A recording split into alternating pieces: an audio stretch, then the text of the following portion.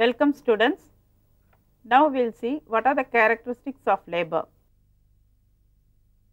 This chapter picturizes the characters of labor in general and in India in particular. In each nation, the workers share the national culture, but this does not make them different as human beings or as industrial workers. Certain peculiarities may distinguish them from others, but the traits in which they agree with the rest place them in the same category. The early industrial workers.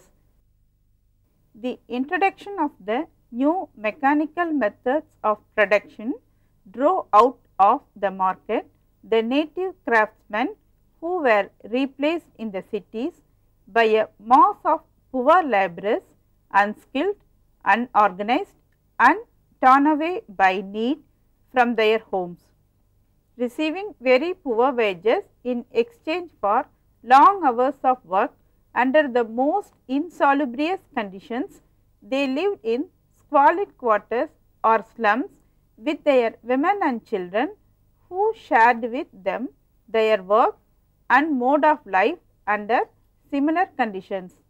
Not only the material conditions, but also the outlook and philosophy were also changed. In the unregulated factories, the labor conditions were unbearable.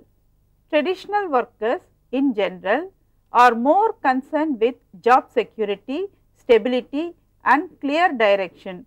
They feel that an employer is responsible for providing a clear career path and in return deserves an employee's long-term commitment. The early industrial workers were exploited and became poverty-ridden. At the same time, a rise in the standard of living is observed in new industrial period. The tendency of new industrial workers are quite different. They demand not only economic security, but also social security to improve his status in society. They aspire satisfactory working environments and the social relations which bind them to their fellow workers. The modern worker has a definite preference for factory employment, but also developed a priority scale of expectations in the job. At the same time, to improve his prospect, he acquires skills and training. The factory system is unable to provide for the economic security and social needs which the caste and village community supplied. They will continue to retain their psychological and social ties with the village, retarding thereby the development of the mental attitudes that industry and the new order require. The modern worker. Today, the industrial labor force presents to the observer is not an incoherent crowd in an amorphous system, but of a class distinct and organized, constituting an important and certainly the most numerous part of the occupational structure of society. Management, on the other hand, is no longer reduced to the individual or family firm where the owner is everything and the rest are nothing or substitutes. Considering as a whole the levels and categories engaged in modern Indian industry from the point of view of their occupational status and social prestige, the following levels could be distinguished. The highest level, which is occupied by the directors and executives. This sector is the most reduced in numbers. The next level is that of the departmental work managers, middle management as well as first and even second class technicians. The third level is made up of junior managers, supervisors and junior superintendents, service officials, higher office employees, etc. Next to these, the skilled workers follow, especially those trained in technical schools and undergraduate centers. Though these are logically classified as blue collar workers, they in fact may be considered as the blue collar aristocracy. This level is made up of office workers employed in industry or in some of its subsidiary activities such as banks, commerce, insurance, etc. These are the so called white collar workers who are now in the process of growth. The last level is filled by manual workers, the authentic blue collar workers to be found everywhere on the basis of modern industry. As India is concerned, this level is divided into two sections. The one is composed of those working in traditional industries, example jute and cotton textiles, mining and plantations.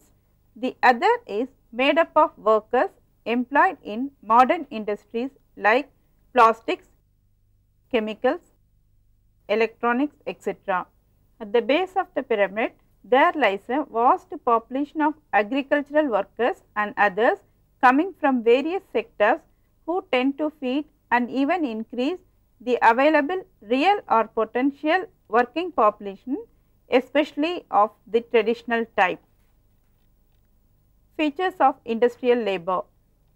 Industrial labour in India has exhibited certain unique features which have affected the trade union movement and industrial relations. These features have been discussed below. Rural background. A vast majority of industrial workers have their roots in villages. Quite a large number of them have left their traditional occupations and have migrated to the cities in search of permanent or temporary employment.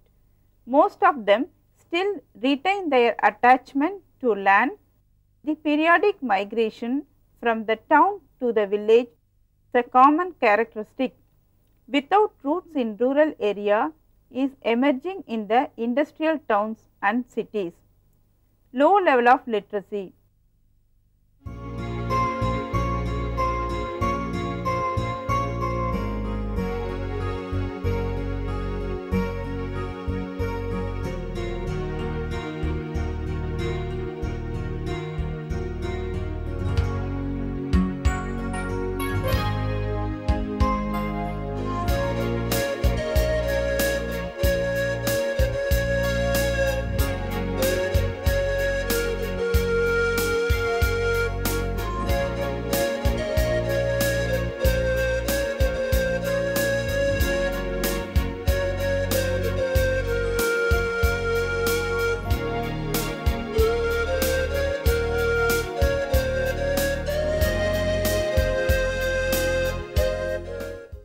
As per 1991 census, 52.11% of the Indian population was literate, and this hard reality is reflected in the industrial labour also.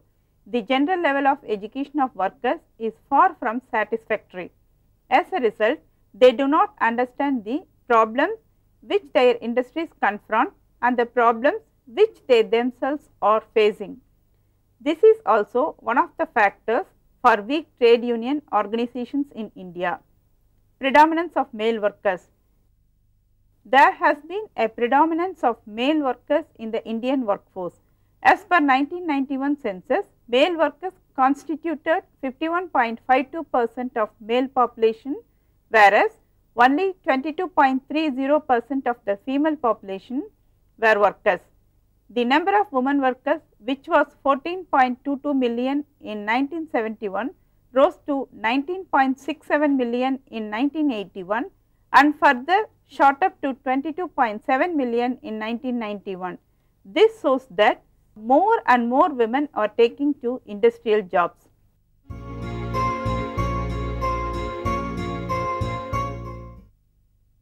Heterogeneity of workforce. The industrial working class has not been a homogeneous class, as people of different castes, communities, ethnic groups, religious beliefs, speaking different languages and coming from different regions work in factories, or industrial establishments where everyone finds the other a total stranger. It is difficult for them to confide in their fellow workers. The result is that the Indian labour force is sharply divided between high class and low class, skilled and unskilled, southerner and northerner, etc. This artificial division of working class has affected its collective bargaining capacity. With increased regionalism and parochialism coupled with politicization or unionism, the situation is getting worse than what it was before. Lack of unity. Industrial labour in India is not united, but is divided and subdivided on the basis of religion, region, language and caste. It is only in recent years that some of these differences are disappearing gradually and some degree of unity on the basis of economic consideration is taking place. High rates of absenteeism and labour turnover. Indian workers are in the habit of abstaining from work and have a greater tendency to change their jobs in comparison to workers of other countries. The rates of absenteeism and labour turnover vary from state to state. The rate of absenteeism was highest in Maharashtra, whereas rate of separation or turnover was highest in Uttar Pradesh. The higher rates of absenteeism and labour turnover may be because the workers were originally from the rural areas where people are comparatively free, or it may be because of their lack of education and love of leisure. Migratory character. Another notable feature of industrial labour in India has been its migratory character, indicating that a majority of the workers are immigrants from the rural areas who maintain their connections with their rural homes. They visit their village as frequently as possible because the village is an infinitely better place than the city for the young and the aged, the maimed and the exhausted, the unemployed and the unemployable. The instability of labour commitment to industry adversely and even weaken the trade union movement. Claim to dignity. Another feature that makes factory workers in regular employment a special category is the fact that they have amalgamated into trade unions to care for their own interests and to defend the rights that they have gained with so much difficulty. Government also played an important role in this respect. Labour legislation that was introduced after independence consists largely of regulations intended for fairly small upper layer of the working population. Sources of labour supply. Compelled by necessity, pressed by poverty, hunger or debt, they were driven to leave the villages of their birth, where their ancestors had been born and grown up, to precariously settle in the towns where nothing was congenial. Others also followed suit because their occupations as village blacksmiths or carpenters could not stand the competition from the cities, and thus joined as labourers the very forces that had defeated them as masters. In some cases, they wanted to shake off once for all the caste disabilities of the village by getting submerged into the anonymity of the city, while others finally took refuge in the metropolis to escape perhaps the arm of justice and get themselves lost among the uniform crowds of the dispossessed.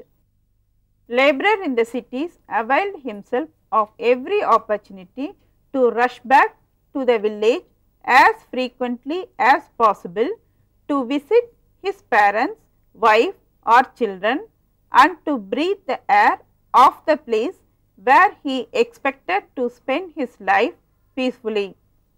As the current sentence runs, he was pushed to not pulled by the city, because at any rate he still was a villager at heart. But together with the industrial development of the country and owing mostly to labour legislation, public opinion and other factors, the condition of the industrial labourers improved while their numbers were also growing. The overwhelming majority of the working population in India still remains agriculturalist.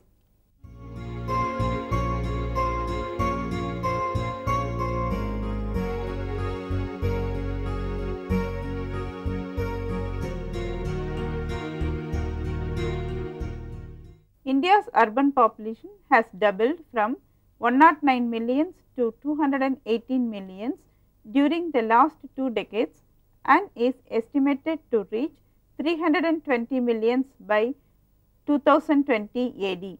The proportion of people in developing countries who live in cities has almost doubled since 1960, from less than 22% to more than 40%, while in more developed countries the urban share has grown from 61% to 76%. Urbanization is projected to continue. By 2030, it is expected that nearly 5 billion, 61% of the worker population of 8.1 billion will live in cities. India shares this global trend. Characteristics of Indian labour. Since independence, Indian labour force have considerably changed. Though migratory labour is still coming to the cities, yet most of the industrial labour in them is city born. This is not the case with the industrial colonies or townships recently opened in various parts of India, where the vast majority of the labourers have migrated from villages or rural centres. So, concerning the big cities where most of the industrial workers are settled, it can no longer be said that he is a villager at heart or that he is pushed or pulled to the city. It is true that more often than not the labourer still visits his village where his parents or relatives may be or may attend religious ceremonies which are customarily held in the village of origin. But it does not mean that he desires to live in it or even to retire to it in his old age. The so called village nexus is now far weaker than the early literature on the subject implied. Historical evidence indicates that the transformation of a rural traditional population into a committed industrial labour force has not been socially difficult in India. The desperate poverty of the countryside made available a large labour supply that was eager to move into industry as opportunity appeared. Once employed in the factories, the workers on the whole readily adjusted to the disciplinary requirements of mechanized industry. Yet, in the light of more recent events, this view seems to be too optimistic. It is true that the ancestral connection with the village has to a great extent been broken, but other types of connections with it and other practices leading to absenteeism have appeared, some of them quite paradoxically due to an improvement in the economic situation. Thus, according to a recent report, the periodical exodus of the workers to their native places has continued to plague the industry with mounting absenteeism. In recent years, the problem of absenteeism has assumed considerable magnitude due to the increased tendency to avail of leisure with the improvement of earning. Thus, moonlighting, land cultivation in the native place illicit distillation and other such activities in urban areas have contributed to this increase of absenteeism. Only during the period 1960 to 65, in the cotton mills of Bombay, the increase was from 10.5% to 18.4%, and in Coimbatore from 11.5% to 13.1%. Similar figures from various parts of India apply also to engineering concerns and others. Though the rise in absenteeism is not so steep, in spite of these drawbacks, which are not unknown in more industrially developed countries, it must be acknowledged that a genuine industrial labouring population with modern characteristics of its own is being formed in India.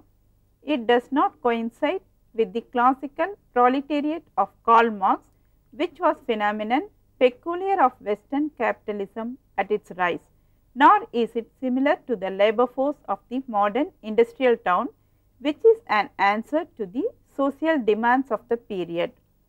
Yet it is a real labouring population with its own features which is contributing to shaping of modern India. Traditional and modern workers. This labour force is by no means uniform. It may clearly be divided into two parts: traditional industrial workers and modern industrial workers, as expressed in the occupational pyramid. The traditional industrial workers are mostly represented by the textile workers, especially of the cotton and jute industries, while the modern industrial workers are typically represented by such new industries, example chemical, plastics, mechanical, etc. This distinction is more necessary in India than in the Western industrialized countries.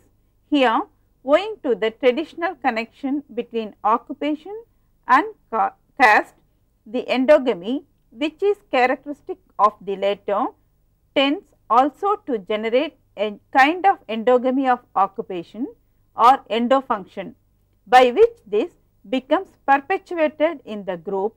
Thus, a sweeper in a Western modern factory could be classified as modern worker, and his children will ordinarily take to other and probably higher occupation, but not so in India at the present stage, where his children will be in all likelihood remain sweepers or coolies. Things in this respect are changing, but traditions die hard. The characteristic feature of the modern industrial workers is that they are generally younger, more literate, better educated, more skilled and better paid than traditional industrial workers, though there are exceptions. The modern industrial workers are oriented towards cosmopolitanism and modernity, while their counterparts are more rooted in kinship and sectionalism. The former represent the forces of progress, the latter those of tradition. The range of functional differentiation in the former is far wider than that of the latter. Modern industrial workers are more capable of concrete action and organization than the other, and their ties with industry are more based on contract and choice than on caste and inheritance. They are not only more individualistic and active, but also more amenable to association and intelligent collaboration, so that the trade unionism comes more easily to them than to the others. In a word, they show the traits which correspond to the industrial worker in every modern society. This does not mean that the modern industrial workers are exclusively confined to only one type of industry and the traditional industrial workers to another. There is a certain amount of mixture represented mostly by the skilled or clerical workers employed in the traditional industries, the janitors or cleaners and others serving a lower occupations who may engage in modern. While the former are clearly modern workers, the latter may be considered as isolated islands of tradition surrounded by the sea of progress. Literacy and education. A characteristic difference existing between these two types of workers is literacy and education. Broadly speaking, 1/3 of the male workforce and 2/3 of the female workforce are found illiterate at the national level. It also very encouraging to note that nearly 1/4 of the male workforce have educational level above metric. This figure is only 1/10 of the female workforce. Work orientation. The affluent worker is the orientation of the employee towards his work as a resultant of his definition of the working situation. The definition and orientation are made up of elements operating or acquired outside the working place such as tradition, social structure, collective interests, etc.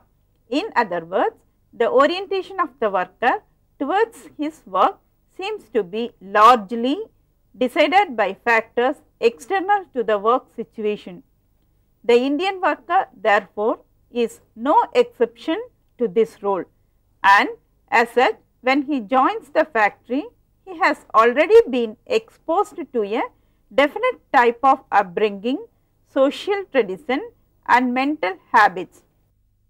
Thus, the Indian male born and bred in the traditional joint family and shaped up in it up to the time he marries is liable to become handicapped for the rest of his life by the overprotectiveness and consequent sense of difference inbuilt in him during his childhood.